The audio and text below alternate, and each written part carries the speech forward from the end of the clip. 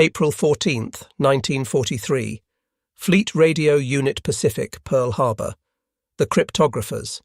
A pencil moved across paper as intercepted Japanese naval characters transformed into English text. The message originated from Commander-in-Chief Combined Fleet. Inspection tour schedule for Admiral Yamamoto. Detailed itinerary including exact arrival times at forward bases. Departure 0600 hours. Tokyo time April 18th from Rabaul. Arrival Balele Airfield. 0800 hours Tokyo time. Transport via 2 Type 1 medium bombers. Escort complement 60 fighters. Technical Sergeant Harold Fudena, a Nisei translator with the Military Intelligence Service, double-checked his translation against the original cipher. The precision of Japanese military planning had provided extraordinary detail, exact times, specific aircraft types, precise routes. Commander William Goggins, directing FRUPAC operations, immediately recognized the message's significance. Within minutes, the decoded intelligence was in the hands of Commander Edwin Layton, Pacific Fleet Intelligence Officer. Layton's eyes widened as he absorbed the implications. Admiral Isoroku Yamamoto, architect of Pearl Harbor, would be within range of American fighters for exactly one opportunity. What none of them knew was that this single decoded message would trigger the most audacious fighter interception in aviation history. The Pacific War had taught American forces that individual Japanese commanders were not just military leaders. They were symbols. Kill the symbol and you shatter morale across an entire fleet. Admiral Isoroku Yamamoto represented more than naval leadership. Harvard-educated, widely travelled, poker-playing Yamamoto understood America better than any Japanese commander. His warnings about American industrial capacity had been ignored. His reluctance to wage war against the United States had been overruled. Yet once committed, he had orchestrated Pearl Harbor with mathematical precision, achieved tactical victories in the early Pacific campaigns, and nearly delivered decisive triumph at Midway before American codebreakers turned the tide. The Lockheed P-38G Lightning sat on the tarmac at Fighter Strip No. 2, Henderson Field, Guadalcanal. Twin Allison V 1710-89/91 engines capable of pushing the aircraft to 414 miles per hour at 25,000 feet. Twin booms extending behind the engines, connected by a horizontal stabilizer spanning 52 feet. Central nacelle housing pilot and armament. 4 Browning A&M 250 caliber machine guns and 1 Hispano-M 220mm cannon clustered in the nose, eliminating the convergence problems of wing-mounted weapons. With 2 external 165-gallon drop tanks supplementing the 300-gallon internal capacity, the Lightning could achieve a combat radius exceeding 450 miles. No other American fighter in the Pacific theater could match that range. Major John William Mitchell stood in the operations dugout studying weather reports and intelligence updates. Commander of the 339th Fighter Squadron, 347th Fighter Group, Mitchell had logged over 2,000 flight hours in everything from basic trainers to the latest fighters. His mind processed the tactical problem with the precision of a navigation computer. Distance from Guadalcanal to intercept point, 435 miles direct. But direct flight would take them over Japanese-held islands bristling with radar installations and Coast Watcher observer posts. The indirect route, swinging far out to sea before turning north, added 165 miles. Total distance outbound, 600 miles.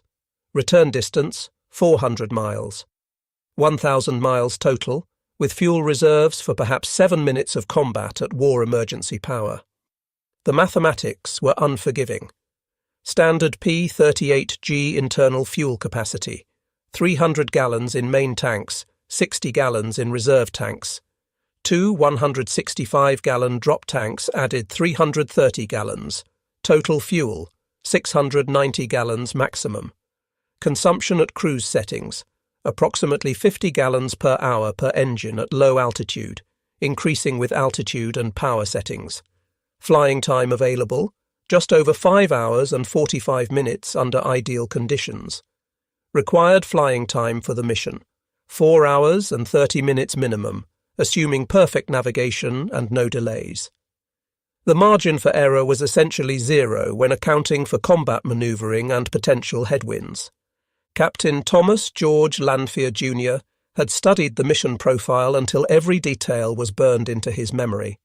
Son of Lieutenant Colonel Thomas Lanphier Sr., a decorated World War I aviator who had served on General Billy Mitchell's staff, the younger Lanphier possessed both the tactical skills and political instincts that would shape his future.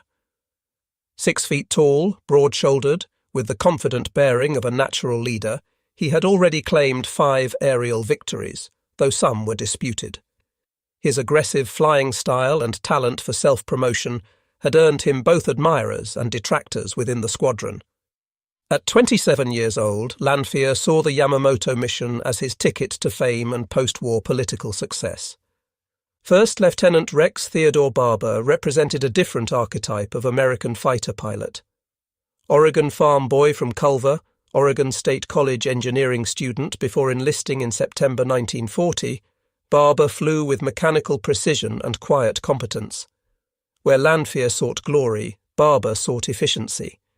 His confirmed aerial victories had been achieved through careful positioning and accurate gunnery rather than spectacular aerobatics. At 25 years old, he had developed the ability to visualize 3-dimensional combat geometry with remarkable clarity. His methodical approach to aerial combat reflected his engineering background, every action calculated, every risk assessed, every shot carefully aimed. Aboard Mitsubishi G4M1 Type 1 bomber No. 323 at Lakunai Airfield, Rabul Admiral Yamamoto reviewed the inspection schedule with his staff. The Betty bomber, as Americans called it, represented both Japanese ingenuity and compromise. Exceptional range of 2,850 miles achieved through minimal armor protection and lack of self-sealing fuel tanks. Maximum speed of 265 miles per hour at 19,685 feet, cruise speed of 200 miles per hour. The aircraft's vulnerability had earned it the nickname Hamaki, cigar, or Type 1 lighter among Japanese crews, a grim reference to its tendency to burst into flames when hit. But for this mission, 6A6M3 Model 32, 0 fighters from the 204th Air Group would provide escort protection. Yamamoto, at 59 years old, remained Japan's most formidable strategic thinker. Born Isoroku Takano, later adopted into the Yamamoto family, he stood 5 feet 3 inches tall, but carried himself with the dignity expected of a samurai descendant. His left hand bore evidence of combat at the Battle of Tsushima Strait on May 27, 1905, the index and middle fingers lost to Russian shrapnel when a gun turret exploded aboard the armoured cruiser Nishin. The injury had never diminished his passion for calligraphy, his skill at poker, or his ability to command respect through sheer force of personality. During his time at Harvard University from 1919 to 1921, he had hitchhiked across America, observing automobile factories in Detroit, oil refineries in Texas, aircraft manufacturing plants in California. The experience had convinced him that war with America was ultimately unwinnable, a conviction he expressed in his famous quote about running wild for 6 months before inevitable defeat. The American plan depended on signals intelligence maintaining absolute secrecy. If Japanese naval commands suspected their codes were compromised, they would cancel Yamamoto's flight or alter the schedule. The cryptanalysis team at Station Hypo, now redesignated as Fleet Radio Unit Pacific, had been breaking JN-25 variants since before the Battle of Midway. Their ability to read Japanese naval traffic had become increasingly sophisticated, progressing from partial decrypts to nearly complete message recovery. But each decoded message risked revealing American capabilities. The decision to act on the Yamamoto intercept had required approval from Admiral Chester Nimitz, commander of the Pacific Fleet, Admiral William Bull Halsey, commander of the South Pacific Area, Rear Admiral Mark Mitcher, Commander Air Solomons, and ultimately President Franklin Roosevelt himself, who allegedly gave the simple order, "Get Yamamoto." The intercept planning fell to multiple officers working in coordination. Marine Major John Condon, operations officer for Commander Aircraft Solomons, created the initial flight plan, calculating fuel consumption and navigation waypoints. His plan was reviewed and discarded by Mitchell, who found the air speeds and timing estimates unsuitable for the P-38's capabilities. Mitchell recalculated everything from scratch, working with his pilots through the night, to develop a plan that maximized their chances while minimizing detection risk. The final route consisted of 5 precisely calculated legs, each designed to avoid Japanese radar coverage while accounting for wind drift and magnetic deviation. Intelligence analysis suggested multiple factors favoring the mission. The date, April 18th, marked exactly 1 year since the Doolittle raid on Tokyo, providing symbolic significance. Weather forecasts indicated favorable conditions with scattered clouds and good visibility. Most critically, the Japanese appeared to have no suspicion that their codes were compromised. Radio traffic analysis showed normal operational patterns with no indication of increased security measures. The element of surprise, if achieved, would be total. The Zero escort presented a formidable challenge that occupied much of the mission planning.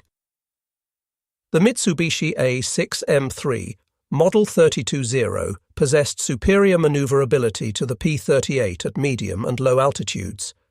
Maximum speed of 336 miles per hour at 19,685 feet, climb rate of 3,100 feet per minute, and the ability to turn inside any American fighter with a turning radius of less than 1,000 feet.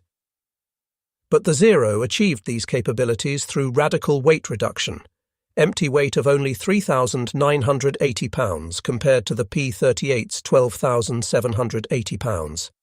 No armor protection for the pilot beyond a single 55mm thick piece of bulletproof glass, no self-sealing fuel tanks, making it vulnerable to incendiary ammunition. Structural strength calculated to the absolute minimum requirements. In a turning dogfight below 20,000 feet, the Zero would destroy a P-38. But in a high-speed diving attack utilizing superior firepower and structural strength, the Lightning held decisive advantages. Lieutenant Besby Frank Holmes had analyzed Zero combat tactics throughout his tour in the Solomons. The Japanese pilots typically maintained close escort formation, positioning themselves 1,000 to 1,500 feet above and slightly behind the bombers in 2 3-plane shot-eye formations. Standard doctrine called for the escorts to immediately engage any attacking fighters, while the bombers continued to their destination, relying on speed and defensive armament for protection. But American intelligence had noticed a pattern. When caught by surprise, Japanese formations often reacted slowly to attacks from unexpected angles, particularly from below and behind. The key would be achieving complete tactical surprise, despite approaching across 600 miles of open ocean in broad daylight. April 17, 1943. The mission briefing began at 2000 hours in the packed operations tent. Rear Admiral Mark Mitcher, Commander Air Solomons, personally addressed the assembled pilots. Known for his advocacy of naval aviation and his command of USS Hornet during the Doolittle raid exactly 1 year earlier, Mitcher understood the mission's significance. 18 P-38s would participate in the operation. 4 aircraft designated as the killer flight would attack the bombers directly. 12 aircraft would provide top cover against the anticipated response from Kahili Airfield's 75-0 fighters. 2 additional aircraft would serve as spares in case of mechanical failures. The pilots selected for the killer flight, Captain Lanphier, Lieutenant Barber, Lieutenant Holmes, and Lieutenant Raymond K. Hine. The spare pilots, Lieutenants James McClanahan and Joe Moore. Mitchell's navigation plan reflected both brilliance and necessity, born from extensive overwater navigation experience. Leg 1. Magnetic heading 265 degrees for 55 minutes at 30 to 50 feet altitude. covering 183 miles. Leg 2, heading 290 degrees for 27 minutes, covering 89 miles. Leg 3, heading 305 degrees for 38 minutes, covering 125 miles. Leg 4, heading 330 degrees for 16 minutes, covering 52 miles. Leg 5, heading 290 degrees for 21 minutes, covering 70 miles while climbing to attack altitude. Each leg calculated to avoid Japanese observation posts on New Georgia, Vella La Vella, and the Treasury Islands, while compensating for forecast wind drift. No margin existed for navigation error. A deviation of 1 degree sustained over the distance would put them miles off course with insufficient fuel to search for the target. The pilot's survival equipment reflected the mission's desperate nature. Mae West life preservers in case of water landing, though survival chances in shark-infested waters were minimal. Jungle survival kits containing water purification tablets, emergency rations, fishing line, and basic medical supplies for bailouts over Bougainville. Each pilot carried a Colt M 1911A1, 45 caliber pistol with extra magazines, knowing that capture meant certain execution. Japanese treatment of downed American aviators had become increasingly brutal as the war progressed. Intelligence reports from rescued prisoners described beheadings, medical experiments without anesthesia, and confirmed cases of cannibalism. The pilots understood that running out of fuel over water meant almost certain death from exposure or sharks. Mechanical failure over Japanese territory meant something worse. Lieutenant Colonel Luther S. Moore, the weather officer, reviewed meteorological data one final time. Surface winds from the southeast at 8 knots, winds at 5,000 feet from the south at 15 knots, winds at 10,000 feet from the southwest at 22 knots. Tropical weather patterns in the Solomon Islands were notoriously unpredictable. A storm system developing anywhere along the route could doom the mission. Even unexpected headwinds might leave the P-38s without sufficient fuel to return. The meteorologist estimated a 70% probability of favourable conditions, but everyone understood that weather in the Solomon Islands could change within minutes. Towering cumulonimbus clouds could develop from clear skies in less than an hour. Radio silence would be absolute until contact with the enemy. The P-38's SCR-274N radio sets had been specially tuned to frequency 6710 kilocycles, unlikely to be monitored by Japanese listening posts. But any transmission risked alerting enemy forces. Mitchell would navigate for the entire formation using dead reckoning, compass, airspeed indicator, clock, and mental calculation. No radio beacons to confirm position. No landmarks over the endless Pacific swells except occasional islands that had to be avoided. One man's navigation skills would determine whether 18 aircraft found a target or disappeared into the vast Pacific. Lieutenant Julius Jack Jacobson checked his aircraft's weapons one final time. The 4 Browning AN M250 caliber machine guns each carried 500 rounds of M2 ball, M1 incendiary, and M2 armour-piercing ammunition in linked belts. Rate of fire, 750 to 850 rounds per minute per gun. The 20mm Hispano M2 cannon carried 150 rounds of high-explosive and armour-piercing shells. The concentrated firepower in the P-38's nose created a convergence zone of destruction that could saw through a bomber's wing spar in seconds. But ammunition consumption at maximum rate meant less than 37 seconds of firing time for the machine guns and less than 12 seconds for the cannon. Every burst had to count. In the pre-dawn darkness of April 18th, ground crews performed final preparations under the supervision of their crew chiefs. Master Sergeant Leo B. Godfrey supervised the arming crews, ensuring every round was properly seated and every belt correctly aligned. Fuel tanks topped off to absolute capacity with 100-octane aviation gasoline. Internal tanks filled to 360 gallons. Drop tanks verified at 160 gallons each. Ammunition belts loaded with the prescribed mixture of ball, armor-piercing and incendiary rounds in a 4:1 ratio, drop tank attachments checked and rechecked. A mechanical failure in a single shackle could abort an aircraft's participation or worse, cause a tank to hang up and create fatal drag. Oil levels verified, hydraulic pressures checked, control surfaces inspected for full range of motion. The Japanese Navy's 11th Air Fleet at Rabaul operated under strict protocols for high-ranking officer transport. Vice Admiral Junichi Kusaka, commander of the Southeast Area Fleet and Yamamoto's subordinate, had argued against the inspection tour. American fighter activity had increased dramatically around Bougainville following the Japanese evacuation of Guadalcanal in February. Intelligence reports suggested the Americans had nearly 200 fighters operating from Guadalcanal, the Russell Islands, and other forward bases. But Yamamoto insisted on personally congratulating the pilots of Operation Igo, the recent Japanese air offensive that claimed dramatically inflated victories against American shipping.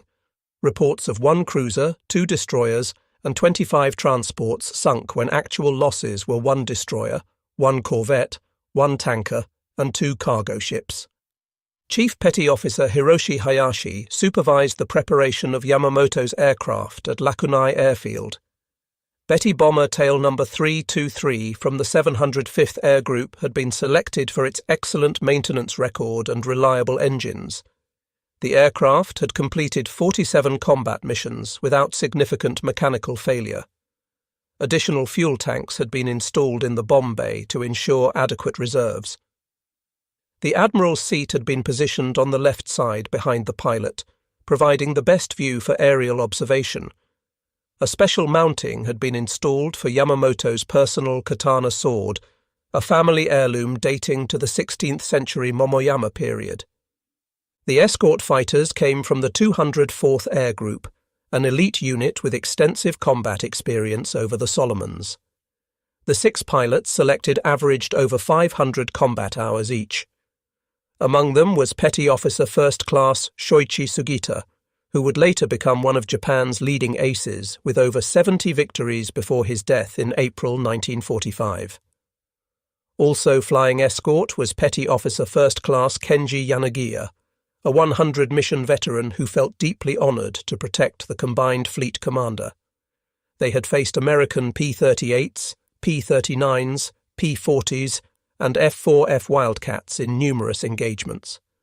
The Lightning's speed advantage diminished below 15,000 feet due to compressibility effects and the Zero's superior power-to-weight ratio at low altitudes. Its turning radius at low altitude exceeded the Zero's by a factor of 2. In a low-altitude turning engagement, the Zero pilots believed they would hold every advantage except firepower and armor protection. At 07:25 hours local time, 05:25 Tokyo time, on April 18th, Mitchell's P-38s began taking off from Fighter Strip No. 2 at Henderson Field. The takeoff sequence had been carefully orchestrated to minimize time and fuel consumption. Mitchell led the procession, followed by his flight of 3, then Lanfear's killer flight, then the cover flights. Lieutenant McClanahan's aircraft suffered a blown tire on takeoff roll, the P-38 skidding off the runway in a cloud of coral dust and tearing off the right wheel. He was unhurt but eliminated from the mission.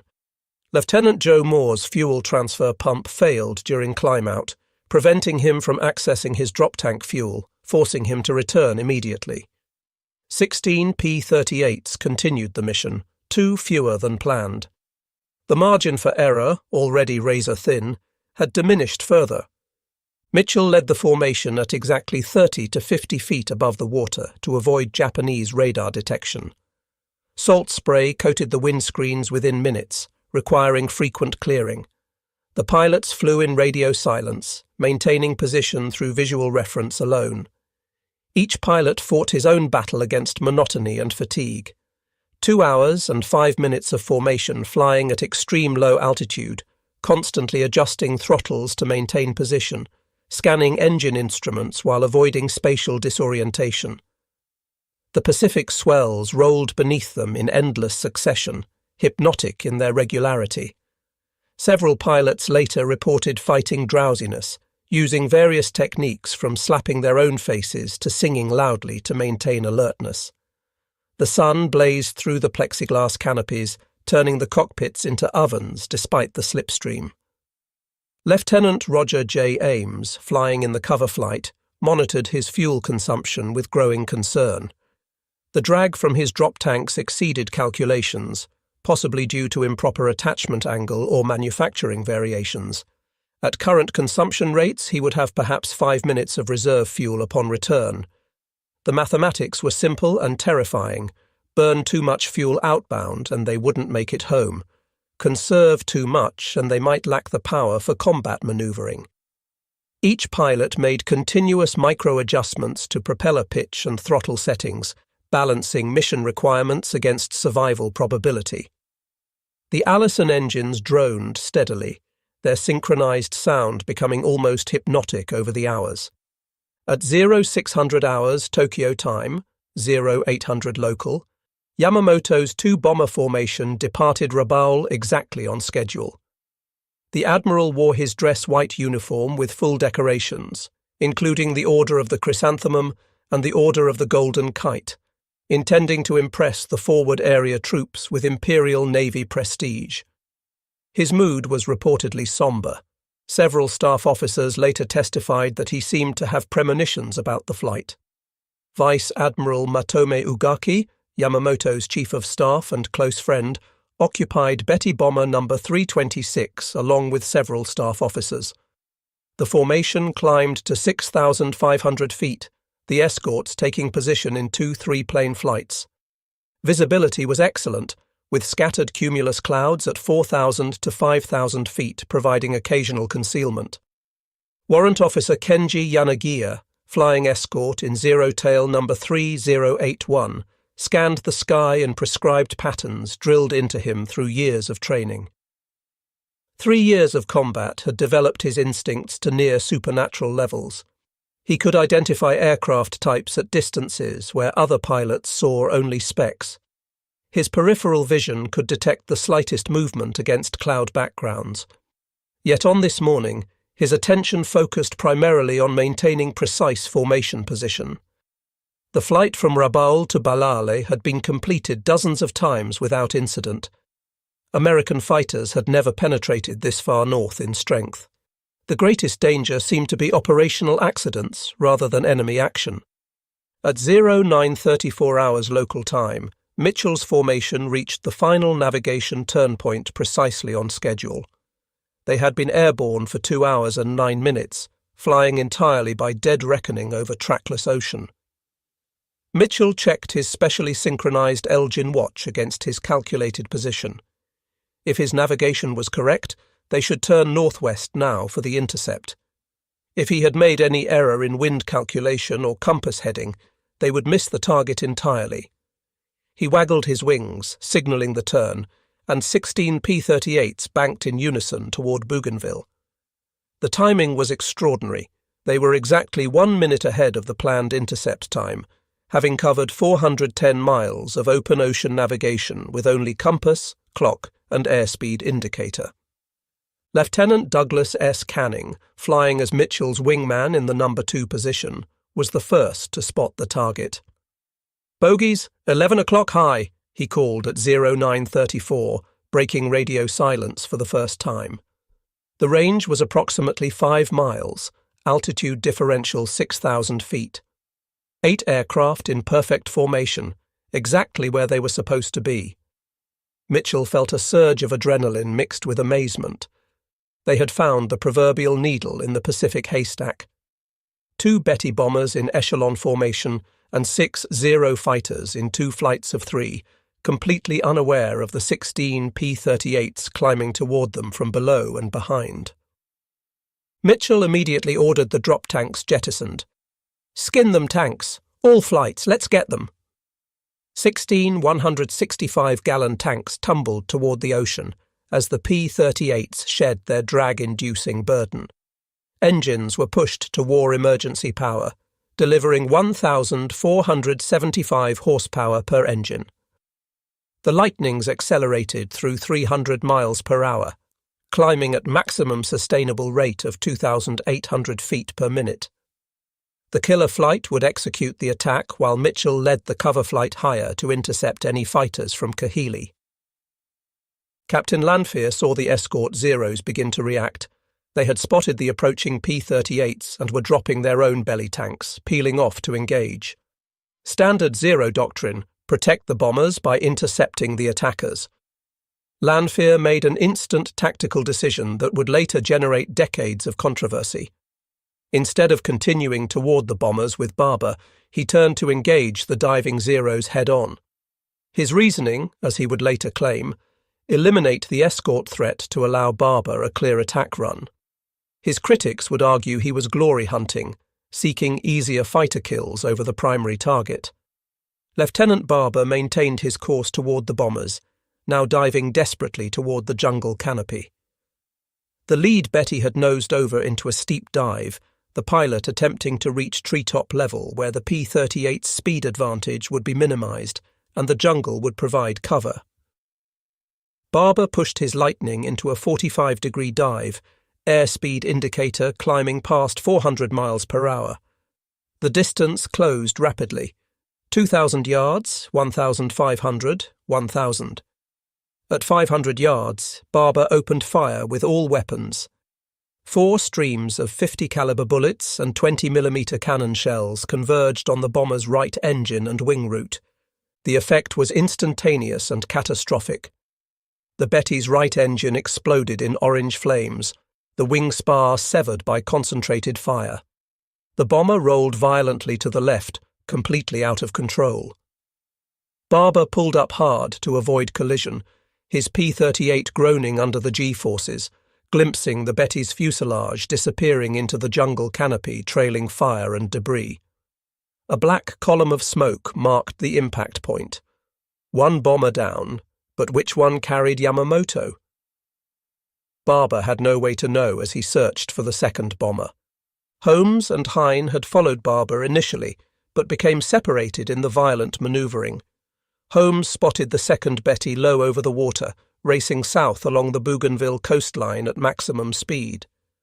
Vice Admiral Ugaki's pilot had chosen a different escape route, diving for the ocean rather than the jungle, hoping to use the water's surface to prevent attacks from below. Holmes rolled into attack position, but his closure rate was excessive. He fired a long burst that damaged the Betty's right engine, producing a white vapor trail of leaking fuel and oil, but overshot before achieving decisive damage.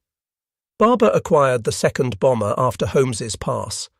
The Betty was barely 50 feet above the waves, its damaged engine trailing smoke. Barber lined up for a deflection shot, leading the target by 30 degrees to account for its speed. His first burst walked across the water, sending up geysers of spray, then climbed up into the bomber's fuselage. Large pieces of metal skin peeled away, some striking Barber's P-38 with audible impacts. The Betty's left engine caught fire. The pilot attempted a controlled water landing but hit the ocean at over 100 miles per hour. The aircraft broke apart on impact, the fuselage separating from the wings. Meanwhile, Lanfear engaged the escort Zeros in a violent vertical scissors maneuver.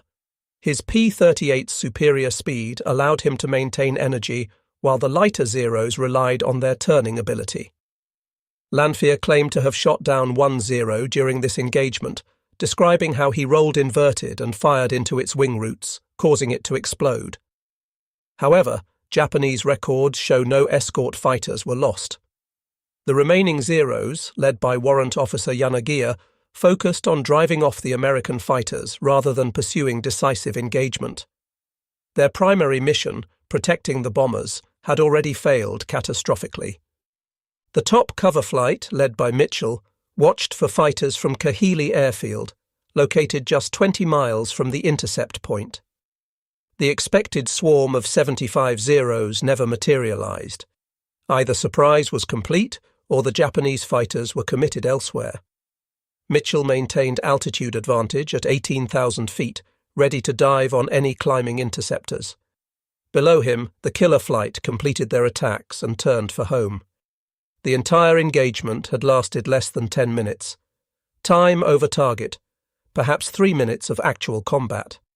The mission's success would depend on which bomber had carried Yamamoto. Lieutenant Barber's P-38 had sustained significant damage during the engagement.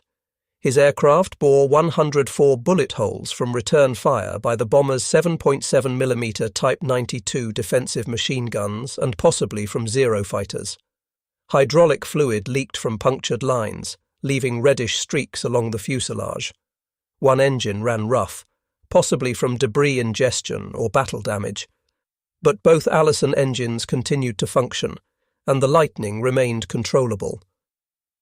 Barber began the long flight home, constantly monitoring engine temperatures and fuel consumption.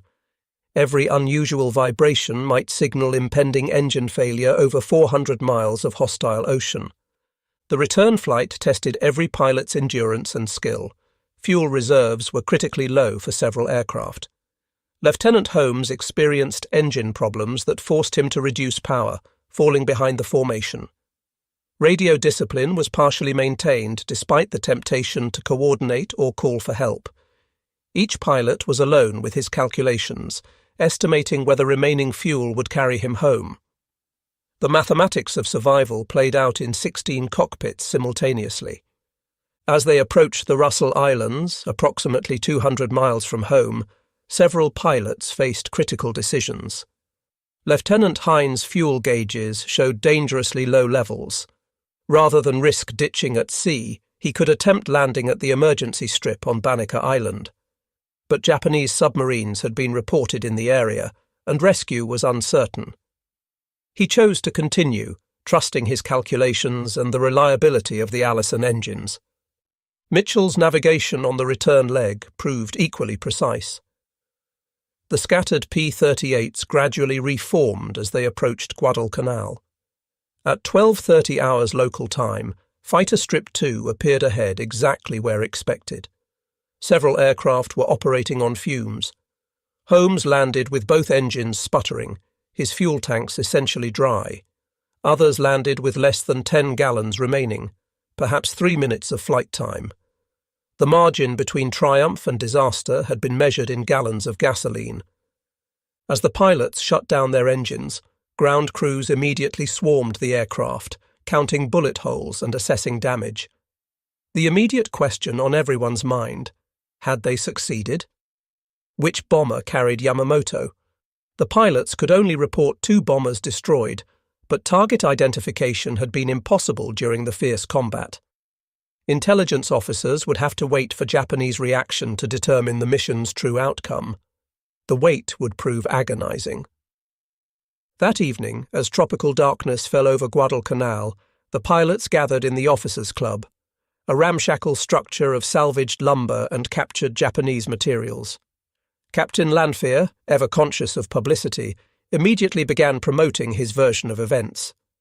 He claimed to have shot down Yamamoto's bomber after a spectacular vertical reversal maneuver, rolling inverted and firing into the bomber from above.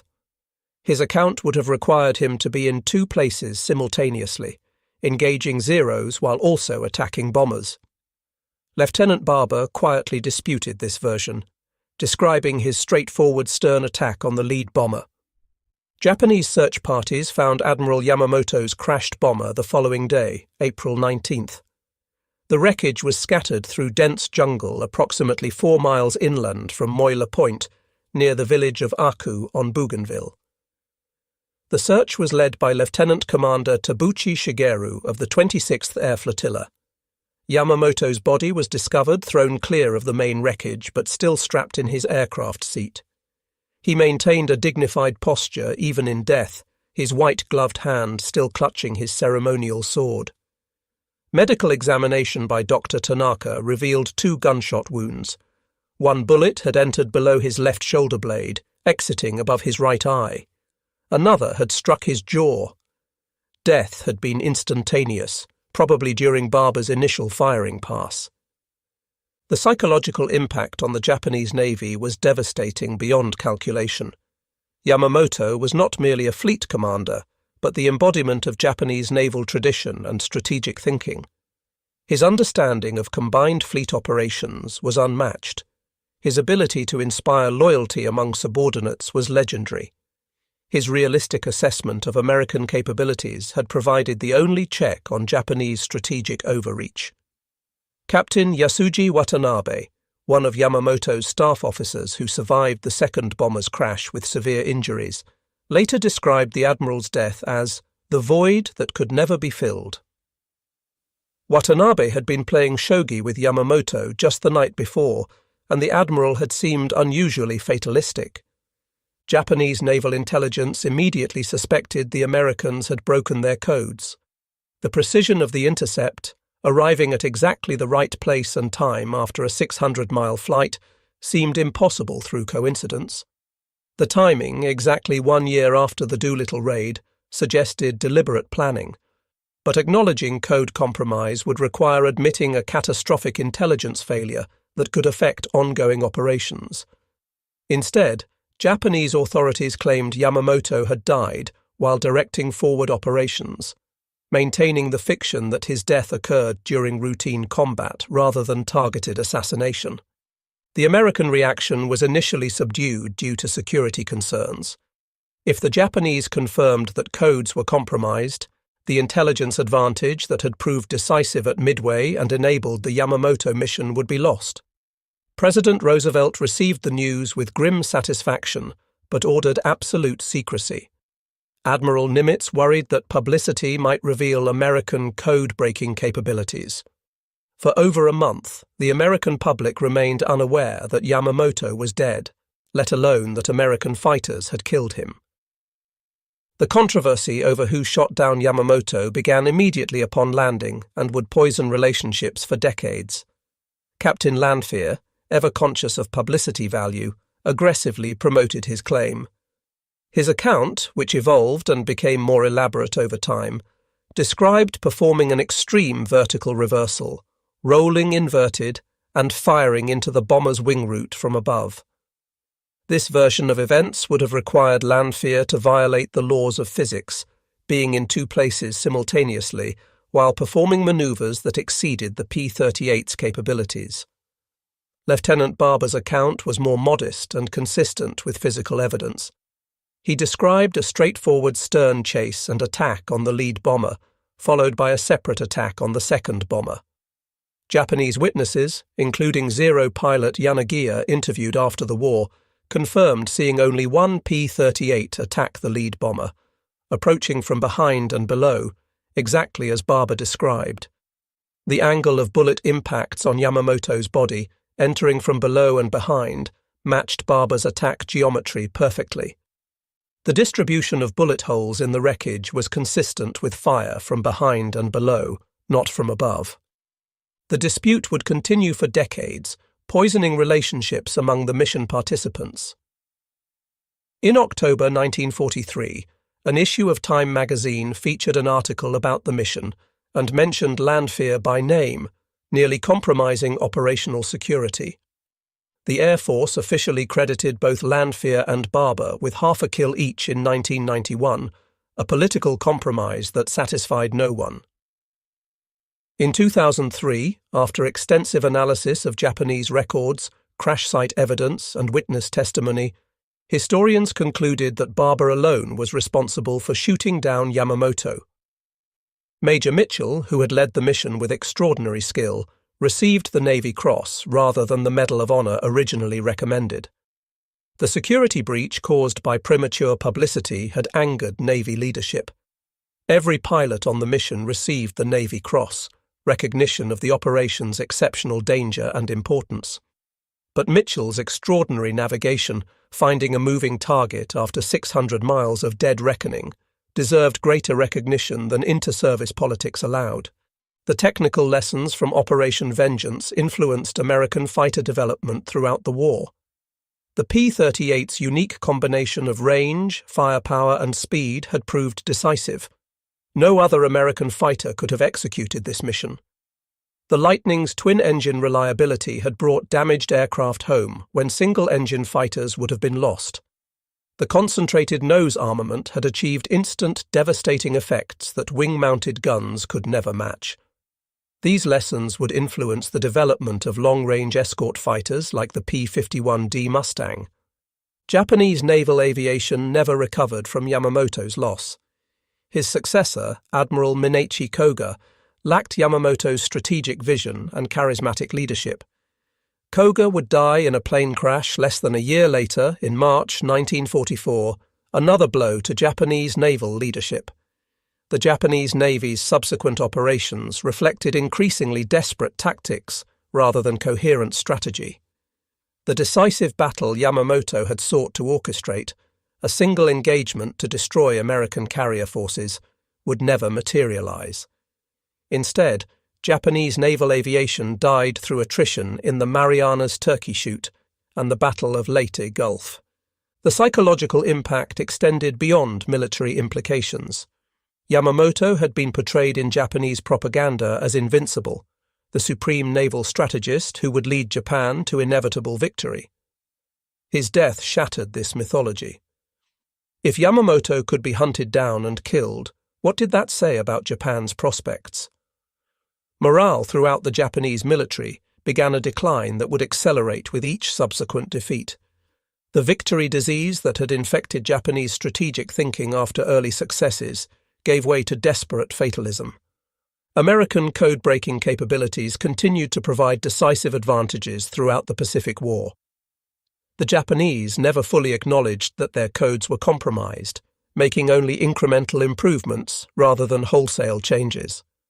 This intelligence blindness cost them dearly at the Philippine Sea, where American fighters decimated Japanese naval aviation in what became known as the Great Marianas Turkey Shoot. The ability to read enemy intentions transformed American defensive operations into carefully orchestrated ambushes. The human cost of Yamamoto's death extended to those who flew the mission. Lieutenant Raymond Hine was later lost in action, never returning from a subsequent mission. Captain Lanphier left the military after the war to pursue politics and business, trading on his claimed role in killing Yamamoto despite the disputed nature of his account. Lieutenant Barber remained in the Air Force, retiring as a colonel in 1961, his modesty preventing him from fully challenging Lanphier's narrative until late in life, when historical evidence vindicated his account. The mission's success relied on extraordinary coordination between intelligence services, naval command, and Army aviation. The Navy had decoded the message through the work of cryptanalysts like Lieutenant Commander Edwin Layton. Marine Major John Condon had provided initial mission planning. Army Air Force pilots had executed the intercept. This inter-service cooperation, often lacking in other Pacific operations, proved that unified command could achieve remarkable results. The lessons would influence American military doctrine through the remainder of World War II and into the modern era. Admiral Yamamoto's death represented more than the loss of one commander.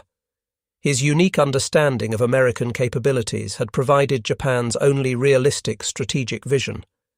He alone among Japanese leaders truly comprehended American industrial capacity and political will.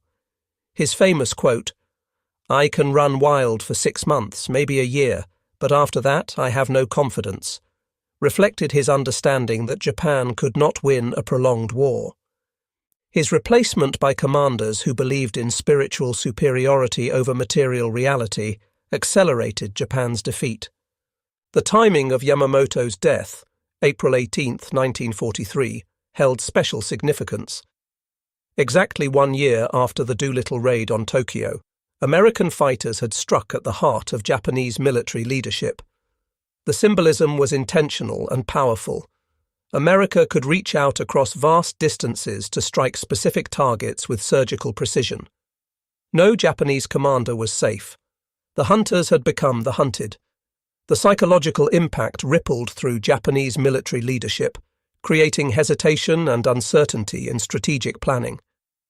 Technical analysis of the mission revealed both strengths and limitations of American fighter operations.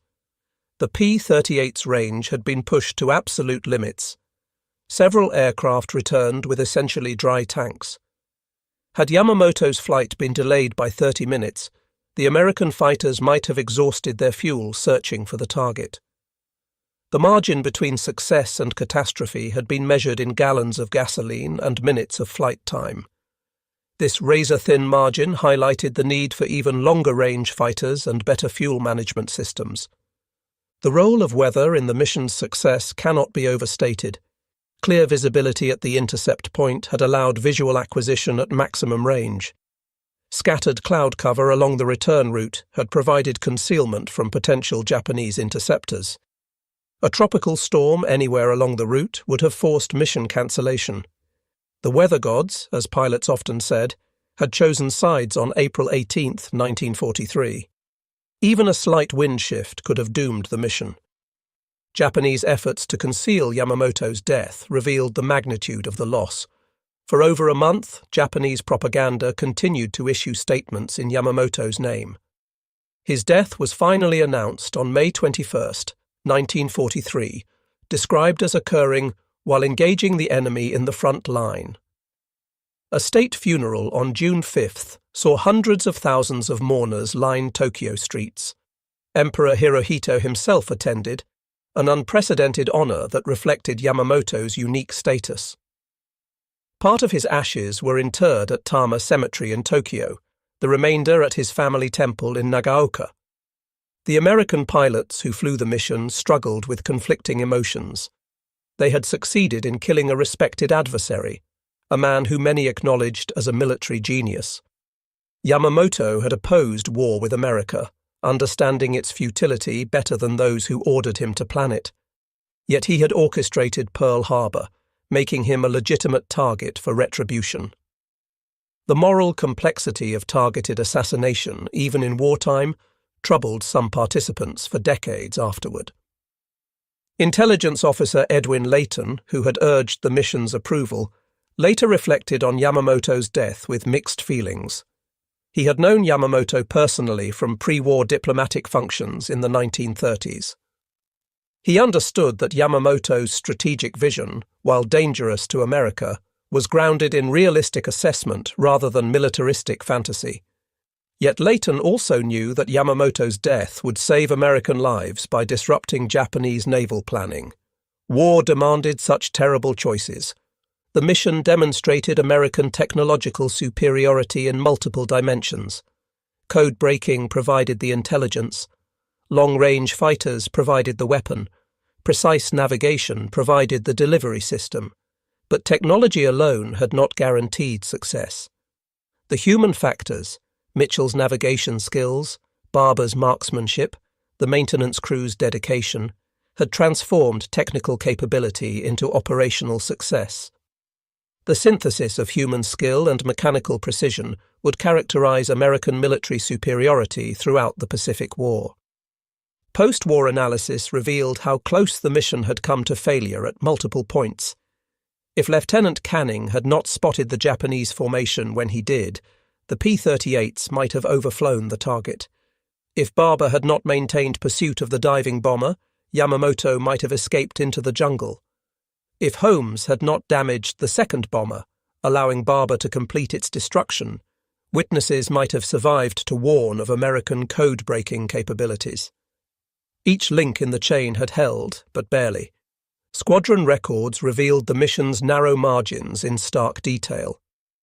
Fuel consumption data showed that several aircraft had operated beyond calculated ranges, succeeding only through favourable winds and careful engine management.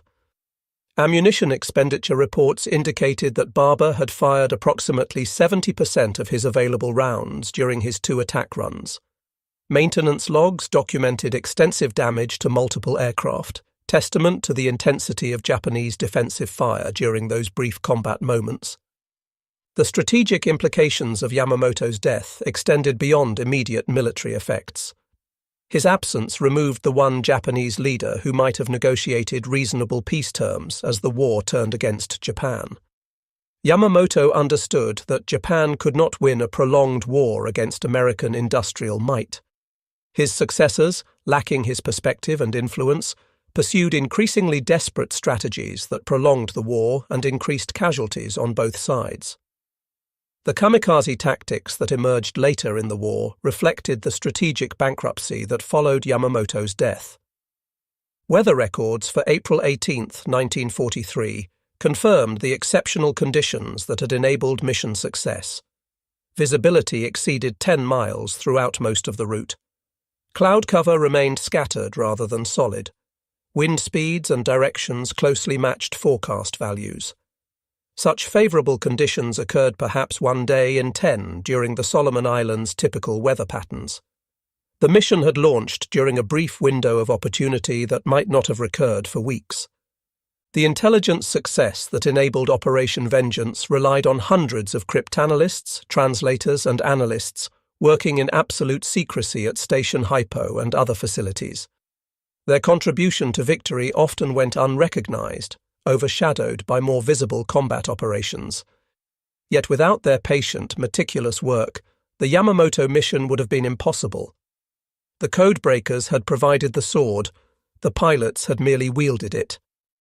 Technical examination of the crashed Betty bomber revealed the devastating effectiveness of concentrated forward-firing armament. The P-38's 450 caliber machine guns and 20mm cannon had created a convergence zone of destruction approximately 30 inches in diameter at typical combat ranges. Within this zone, nothing could survive. The bomber's aluminum structure had been shredded, control cables severed, fuel lines ruptured, and crew killed instantly. No amount of armour could have protected against such concentrated firepower. The Zero escort fighters' failure to protect the bombers highlighted a critical weakness in Japanese tactical doctrine. The escorts had reacted according to training, engaging the attacking fighters rather than maintaining close protection of the bombers. This predictable response had allowed Barber to reach the bombers while land fear occupied the Zeros. American fighters would exploit this tactical inflexibility repeatedly in subsequent operations. Admiral Nimitz's decision to authorize the mission had required careful calculation of risks versus benefits. If the mission had failed with heavy losses, it might have revealed American code-breaking capabilities while achieving nothing. If publicity had leaked prematurely, the Japanese might have changed their codes entirely. Nimitz had accepted these risks because Yamamoto represented a unique target, a commander whose abilities could not be replaced. History validated his decision. The mission planning process revealed American advantages in staff work and operational planning. Multiple alternatives had been considered and discarded. Contingency plans had been developed for various failure modes. Weather patterns had been analysed in detail. Fuel consumption had been calculated to the gallon. This methodical approach, combining thorough preparation with tactical flexibility, would characterize successful American operations throughout the Pacific War. The mission's codename, Operation Vengeance, reflected American emotions regarding Pearl Harbor. Yet the pilots who flew the mission reported little sense of personal vengeance. They had executed a military operation with professional detachment. The broader satisfaction of avenging Pearl Harbor belonged to strategic planners and political leaders. For the pilots, survival and mission accomplishment had been satisfaction enough. The mission demonstrated the evolution of American fighter tactics from defensive to offensive operations. Early in the war, American fighters had struggled to protect their own bombers from Japanese interception. By April 1943, American fighters were conducting complex offensive operations deep in Japanese-controlled airspace. This transformation reflected improved aircraft, better training, superior tactics, and growing confidence born from success. The legacy of Operation Vengeance extends beyond its immediate military impact. It demonstrated that individual leadership could still matter in industrialized warfare, that precise intelligence could enable surgical military strikes. That technological superiority meant nothing without the human skills to employ it effectively. These lessons would resonate through subsequent American military operations, from Vietnam to the War on Terror.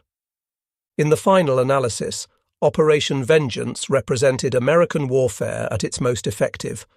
Superior technology guided by precise intelligence, careful planning executed with tactical flexibility. Individual excellence within coordinated team effort. The synthesis of these elements had killed Admiral Yamamoto, and, with him, Japan's best hope for negotiated peace. The Pacific War would continue for 28 more months, but its outcome was no longer in doubt. April 18, 1943, had dawned with 18 American pilots preparing for an impossible mission. It ended with Admiral Yamamoto dead in the Bougainville jungle, Japan's naval strategy in ruins, and American victory in the Pacific increasingly inevitable. The longest fighter intercept mission in history had achieved its objective through a combination of brilliant planning, superior technology, exceptional flying skills, and extraordinary luck. Operation Vengeance had delivered exactly what its name promised: revenge for Pearl Harbor and the elimination of Japan's most dangerous military mind. The 16 P-38 Lightnings that returned to Guadalcanal that afternoon had changed the course of the Pacific War. Their pilots had flown to the very edge of mechanical and human endurance, fought a brief but decisive battle, and returned to tell the tale. In those few minutes over Bougainville, they had achieved what thousands of bombers and millions of bullets could not: the precise elimination of irreplaceable enemy leadership. The age of strategic assassination had begun, and warfare would never be quite the same.